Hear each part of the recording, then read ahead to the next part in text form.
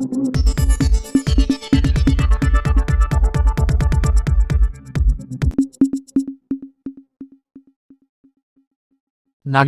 নিখোঁজের ২৪ ঘণ্টা পর বাড়ির পিছনের সেফটি ট্যাঙ্ক থেকে শিশুর মরদেহ উদ্ধার করে পুলিশ। বিস্তারিত থাকছে আমাদের নাগেশ্বরী প্রতিনিধি মুসলিম উদ্দিনের তথ্য ও ভিডিওচিত্রে।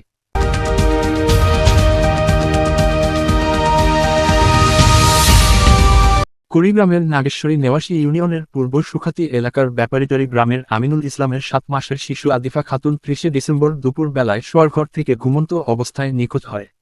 আদিফার মা জান্নাতুল বেগম জানান, মেয়ে আদিফা খাতুনকে থাকার ঘরে খাটের উপর ঘুমিয়ে রেখে বড় মেয়েকে গোসল করানোর কাজে ব্যস্ত ছিলেন তিনি। এমন সময় ঘুমিয়ে রাখা আবিদার কান্নার শব্দে দৌড়ে আসেন। এসে দেখেন বিছানার মশারির ভিতরে মেয়ে আদিফা নেই।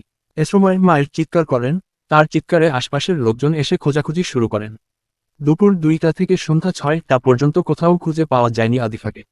আদিফার বাবা আমিনুর জানান, মাঝে মধ্যে তাদের বাড়িতে অলৌকিকভাবে ট্রাঙ্কের ভিতরে রাখা কাপড়ে, ঘরের বেড়ায়, চেয়ারে আগুন লাগানোর ঘটনাও ঘটত, যার উৎস খুঁজে পাওয়া যেত না। ঘটনার বিষয়ে নাগেশ্বরী থানা পুলিশ প্রাথমিক তদন্তে কোন সন্ধান না পেয়ে আজ পুনরায় তদন্ত শুরু করেন। তদন্তের এক পর্যায়ে বাড়ির পিছনে সেফটি ট্যাঙ্ক থেকে শিশুর মরদেহ উদ্ধার করে। ঘটনার বিষয়ে থানার অফিসার ইনচার্জ মিজানুর রহমান বলেন, প্রাথমিকভাবে শিশুর বাবা ও মা জিজ্ঞাসাবাদের তালিকায় আছে। আমাদের তদন্ত চলমান রয়েছে। আসল অপরাধী খুঁজে না পাওয়া পর্যন্ত তদন্ত অব্যাহত থাকবে।